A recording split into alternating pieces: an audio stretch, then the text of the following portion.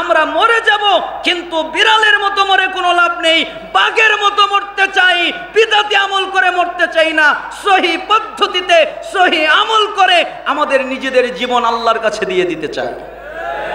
অতএব আল্লাহ তাআলা আমাদেরকে আল্লাহ সুবহানাহু ওয়া তাআলার সঠিক রাসূল সাল্লাল্লাহু আলাইহি সাল্লামের পদ্ধতিতে আমল করার তৌফিক দান করুন।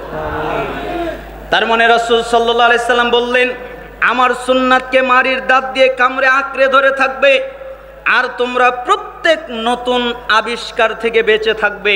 কেননা দিনের মধ্যে প্রত্যেক নতুন আবিষ্কার বিদআত, আর প্রত্যেক বিদআত হচ্ছে ভ্রষ্টতা, তোমাদেরকে ধ্বংস করে ফেলবে। এজন্য রাসূল সাল্লাল্লাহু আলাইহি সাল্লাম এই হাদিসটা বলেছেন আবু দাউদের 4607 নম্বরে, তিরমিজি 2676 নম্বরে, ইবনে মাজার 43 নম্বরে, ইবনে হিব্বানের 5 নম্বরে, সহিহ তারগিব ওয়াত তারহিবের 37 নম্বরে আল্লাহ নবী সাল্লাল্লাহু আলাইহি সাল্লাম বলেছেন, আমি আপনাদেরকে অনুবাদ করে শোনালাম। আল্লাহ তাআলা আমাদেরকে আমল করার তৌফিক দান করুন।